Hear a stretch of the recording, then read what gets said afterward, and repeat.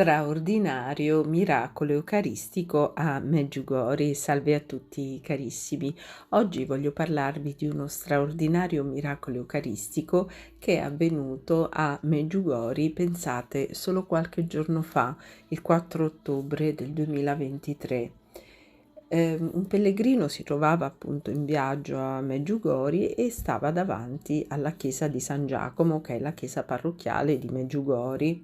Stava scattando delle foto. A un certo punto la chiesa di San Giacomo è stata, la facciata, diciamo, è stata attraversata da un raggio di sole e subito, insomma, il pellegrino ha scattato una foto e quando ha guardato sul suo cellulare ha visto che nel raggio di sole si intravedeva perfettamente uno stensorio con dentro l'ostia del Santissimo Sacramento.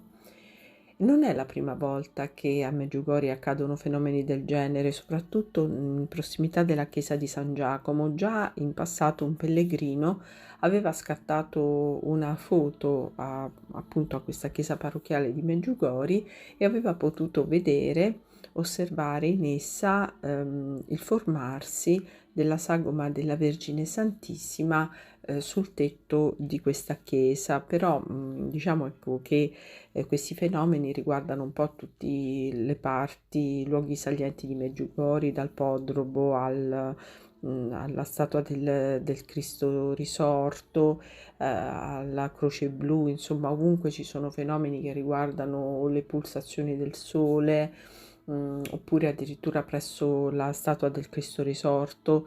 Da alcune foto scattate si vede chiaramente un'anima del purgatorio in atto di pregare davanti proprio alla statua del Cristo, vestito con gli abiti che indossava quando era in vita. Ne ho parlato in un altro video del canale.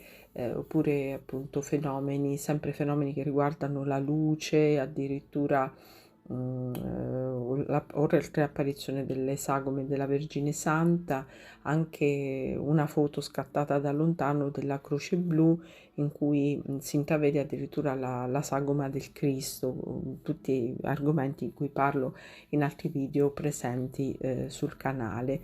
Comunque vi lascio alle immagini di questa